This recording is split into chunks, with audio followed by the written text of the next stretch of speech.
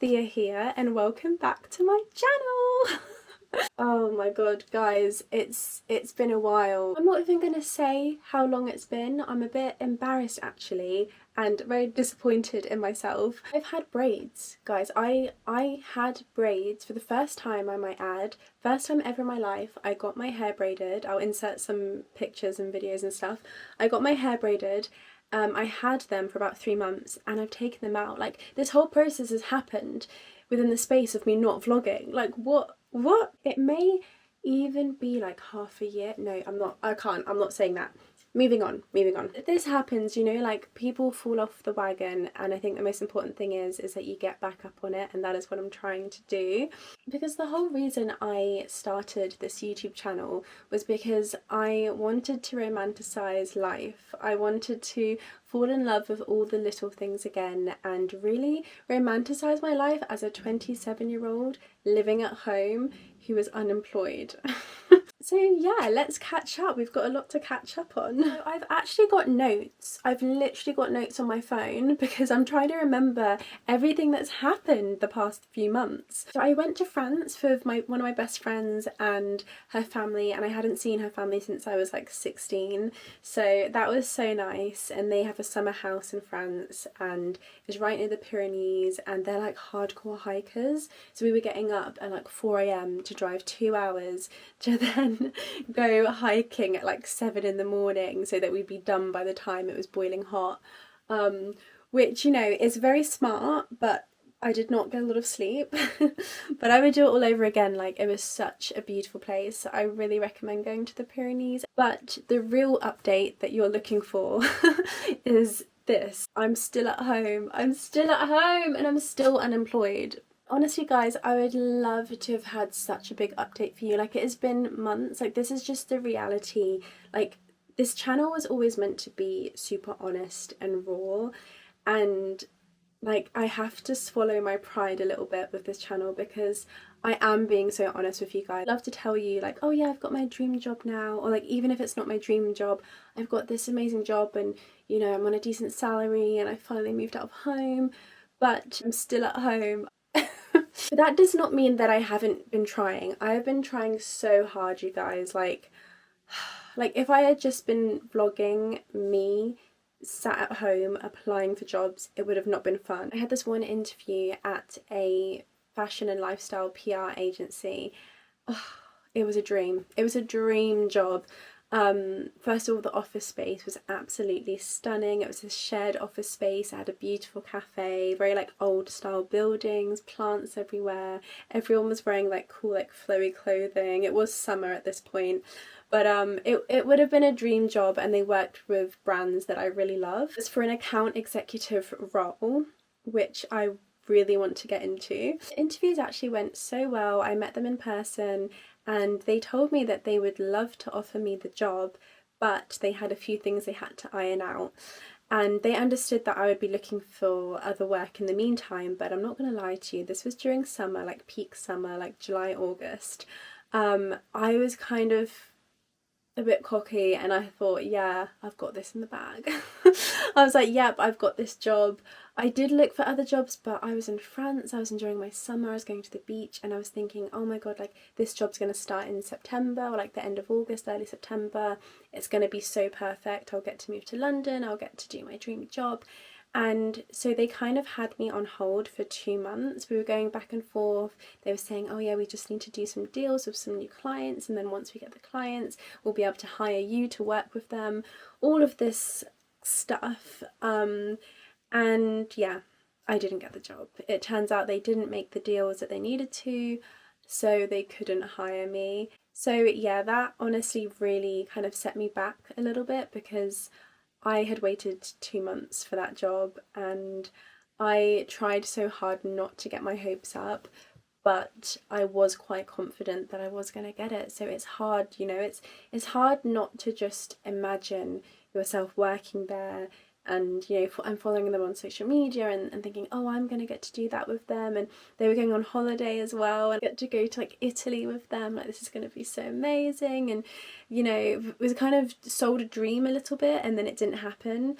And it is just so incredibly soul destroying when you're applying for job after job after job and you're just not getting anywhere, or you're getting so close and then just not getting it. Because I recently had another job that let me down, I want to say like 2 weeks ago, where they, interviewed me straight away. Then the next day had another interview. They were like, yep, can you start immediately? I was like, yes. They're like, okay, brilliant. We are talking to a few other people, we'll get back to you soon. A week went by, I'm like, hello. They're like, oh, we're still deciding. Another week went by, I'm like, hello. And then they said in their email, oh, we all agree that you're absolutely perfect for the role, but on this occasion. And it's just like, why? This is the reality. This is the reality of searching for work, the realities of how hard it is. I would love to say that my life has done a 180 and I'm, in a completely different situation, but I'm not really. I mean, I suppose I am in some ways, but I'm not in others. And I think maybe that's one of the reasons why I haven't picked up the camera in so long, because I wanted to have an update. I wanted to, be like, oh guys, like I'm living in London now. But the whole point of this channel is to take you guys with me and to be honest and to take you on the journey, and not just, magically have the dream job and be like, oh, I'm living in London now and everything's, amazing.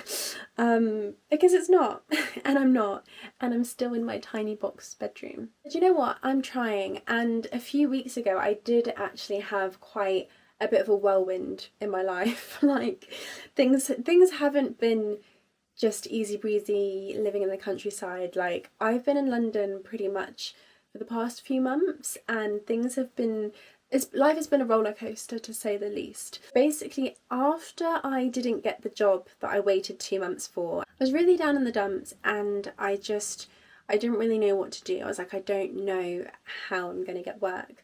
And I post quite a lot on my TikTok. If you don't follow me, make sure you do. I posted a TikTok of me being quite upset, talking about how I didn't get the job.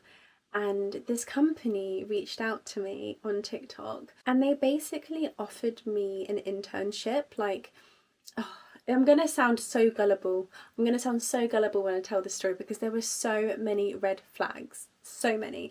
So now you already know where this is going. But basically, this company reached out to me, which I thought was weird because I didn't reach out to them. They did not have a big following at all. But their website seemed legit. They're a skincare brand, and they were also selling on Amazon and TikTok Shop. And I thought, okay, like it looks okay. Like it seems alright. So I replied to them and I asked for more information. And then I had an interview, and the interview went well. There were a few things that I was like, seems a little bit strange, like the fact that they said, or the person said, oh, we will have sofas upstairs, and we will have, a studio upstairs, so you can take product photography and make content and UGC content and all of this. And I was thinking, what do you mean you will? Like, you're not established yet? But I just thought, okay, like this is a startup company, maybe I just need to give it a chance. Maybe this could be really great to be part of a startup right from the beginning, and build my way up. But I'm 27 and I didn't really want to be doing an internship. I know that my skills and experience are above internship level, but I was so desperate and upset that I was like, you know what, I think I'll just take it, and why not? I mean, maybe I need to humble myself, maybe I just need to take an internship. Like I've been out of work for a while now, like maybe this is the right thing for me to do. It was such a quick turnaround. I think I had the interview on the Thursday and I was starting on the Monday. So I was like, wow, oh my God, I'm literally packing up and I'm moving to London. Like this is what I wanted, right? It was just a whirlwind. I was like, I don't have anywhere to stay. I was like, luckily most of my friends live in London and I can kind of sofa surf and like stay with a few different friends at a time. Until I can get my own place. So anyway, I turn up to the office and it's literally in like an industrial estate, and it's meant to be a shared office working space, and I go in and there's like no other businesses there, there's no other people there. Like it says that there's like a nail salon and I think a few other businesses, but there was no people, and it was like a really eerie, weird atmosphere. There was no cafe, like compared to all of the other jobs I've interviewed for, where, you know, they're in quite central London, they're these beautiful buildings, it's bustling, there's people everywhere working, there's a nice shared cafe where you can go and sit and work and have meetings. Like, this is like a warehouse, like the radio silent, nobody's around. It was giving, you know, in America, like I know we've got them here, but I always see them on TV in America, like the storage units where you walk in and you like, and you lift up the grate thing and then you're in like a box room. That was the office. Like, I shit you not, that was the office. And it was so completely tiny. And I turn up and there's only 2 people in the company. So, you know, I'm expecting, like, I've worked with beauty brands before. I've worked with a distributor brand where we've worked with multiple different brands and had different clients. And when you're working with things like skincare, hair care, like products that are going on your skin, you need to know all of the facts. And normally when you're working with a brand like that, you have an education team, right? He can like teach you everything about the products and, you know, all the ingredients and why they're helpful and what they mean. And so when you're putting information out there, it's correct. So I was expecting an education team and there wasn't one. I was expecting HR. There wasn't one. There wasn't HR. There wasn't anyone. There wasn't no one. There were nobody there. 2 people working there were the founder and the head of marketing. And that was it. So yeah, basically I found out that they had hired 9 interns, including me. All young girls. I was the oldest at 27. So basically, long story short, like there's so much I could like divulge, but I don't know if I should.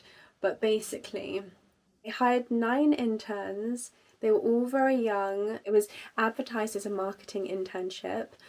And it was just a mess. It was a shambles. They had iPads for us to work on that didn't work properly. We're trying to create content calendars for them and you're clicking a thing and it doesn't work. Like, I felt like a boomer because I'm like trying to click it because the iPads weren't working. They all lagged. They're doing a presentation and it's all lagging. The sound is not like synced in. Their main focus was TikTok lives and they wanted us just to promote the products all on TikTok live. And for me, it felt very teleshopping. Like, it felt like I was going to be on a teleshopping channel, like, hi guys, get this amazing product, blah, blah, blah, blah. Saying all of these facts that I don't know to be true because there's no education team to tell us that, you know, what we're saying is actually correct. So it all just felt a little bit suspicious to me. There's a few other things that happened that, you know, made me leave, but basically I gave it a go. I went there the first day, and also I was a lot older than the other girls. I found that I was teaching them, and, you know, I don't know the history of the 2 people who were running the business.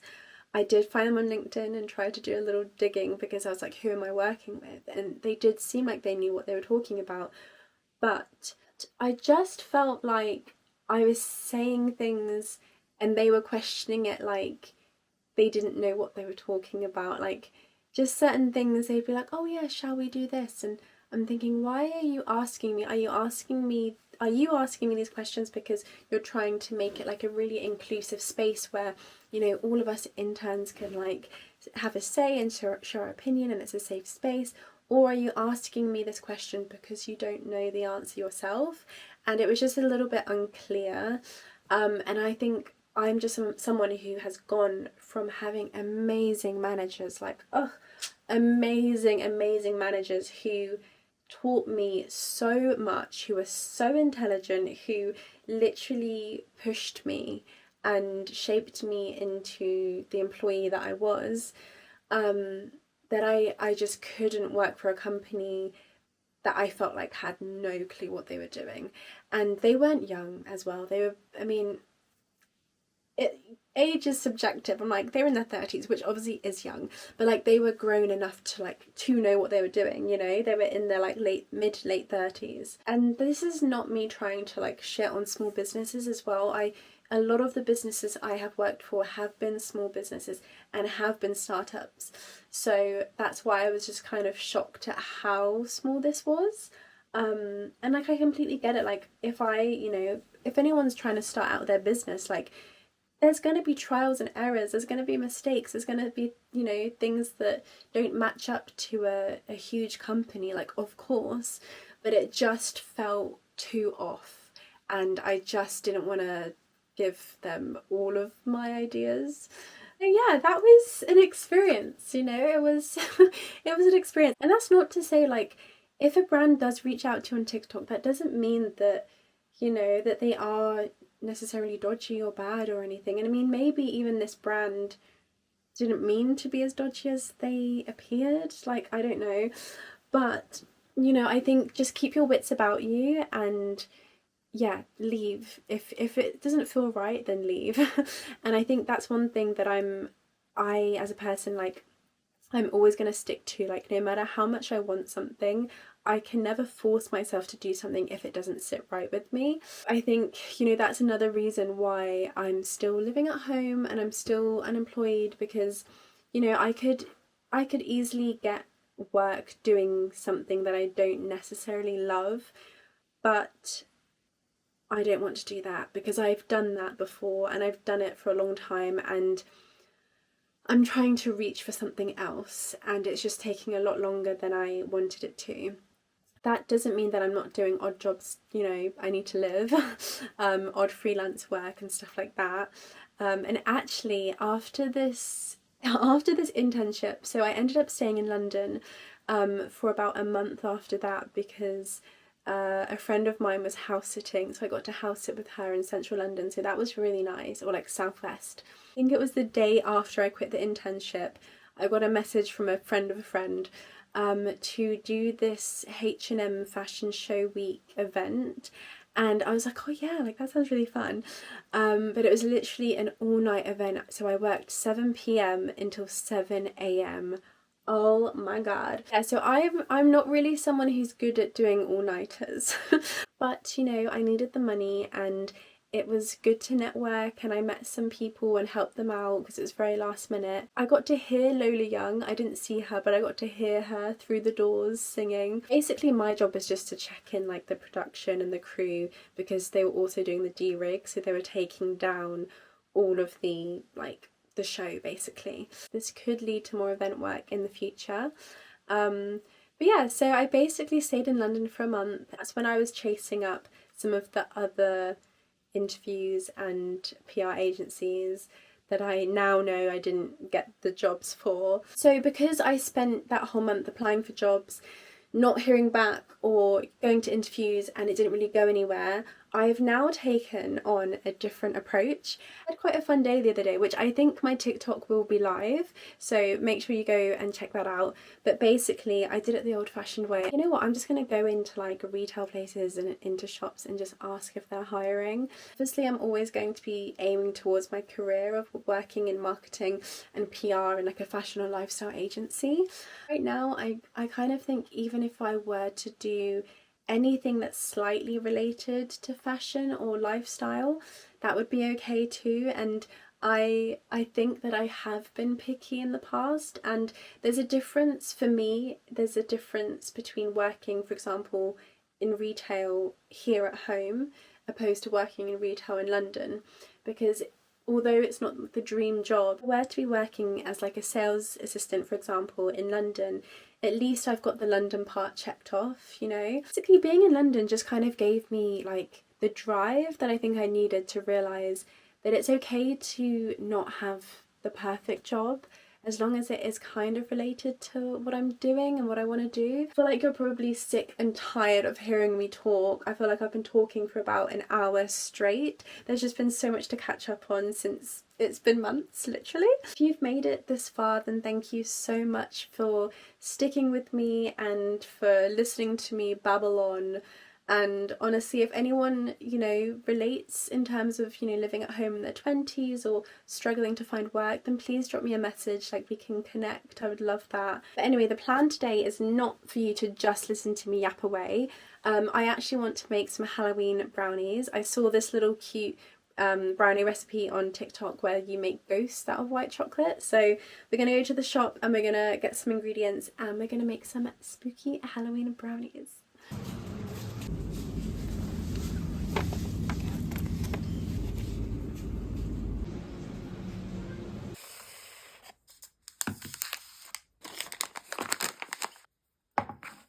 Okay, so we're back from the shops, and can you believe that this is the only white chocolate I could find? No white chocolate bars anywhere. I went to the Co-op and to Tesco's, and this is the only white chocolate in both stores that I could find. What if you're a white chocolate lover? I mean, I don't mind a white chocolate, but I'm normally dark or just normal. But if I was a white chocolate lover, what would I do? Because are you telling me that Milky bars are the only white chocolate that's out there? I don't understand. Okay, let's get baking. First things first, I'm taking this off because I'm bound to get chocolate all over it. May have already had a cheeky nibble of the chocolate buttons because I just can't help myself.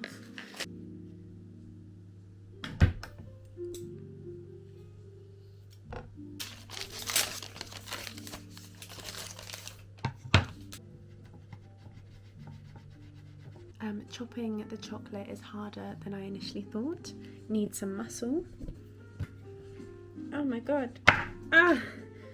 Okay, be careful not to chop your fingers while doing this. On second thought, might be easier to break. Separated this pile because I'm going to save this pile to add to the brownie mix afterwards, and this pile is going in with the butter to be melted. How delectable. Making brownies this way reminds me of making chocolate covered cornflakes. That is the smell right now of the chocolate. Time to measure out the sugar in this little Halloween cup.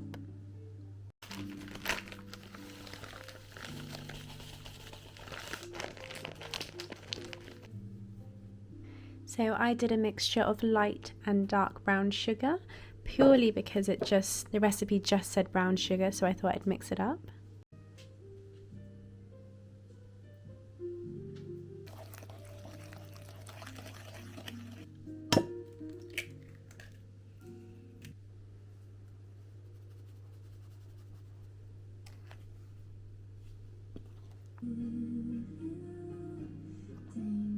Pinch of salt.